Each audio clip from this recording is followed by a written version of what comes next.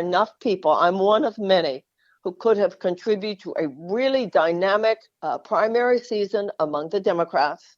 And at the time when the Republicans were having all those conversations, we let them, in their town halls and in their debates, have all the oxygen, because the DNC was squelching any conversation, and they were using their media shills to squelch any conversation about anything that was not the anointment of Joe Biden. And now we're in a pickle, and we have a very short time to figure out, oh my God, these frogs really need to jump out of this boiling water.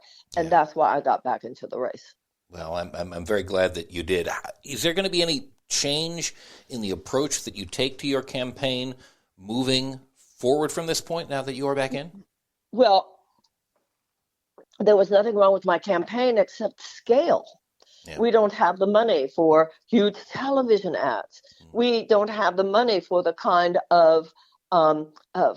of ubiquitous presence that, for instance, Biden has. First of all, because he's the incumbent, and also he has $1 billion war chest.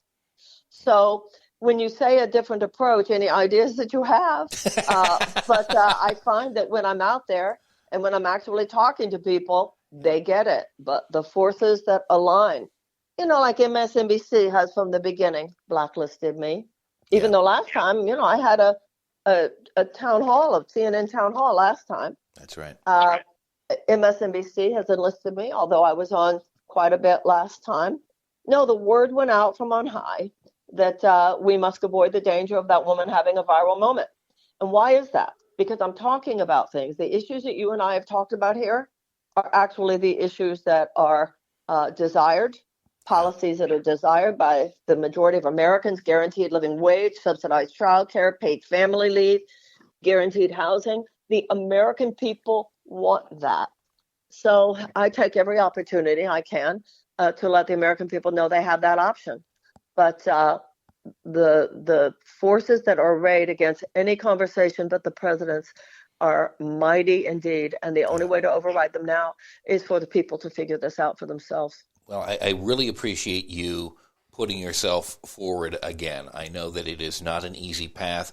I know that being on the road, being on the campaign trail is not for the faint of heart.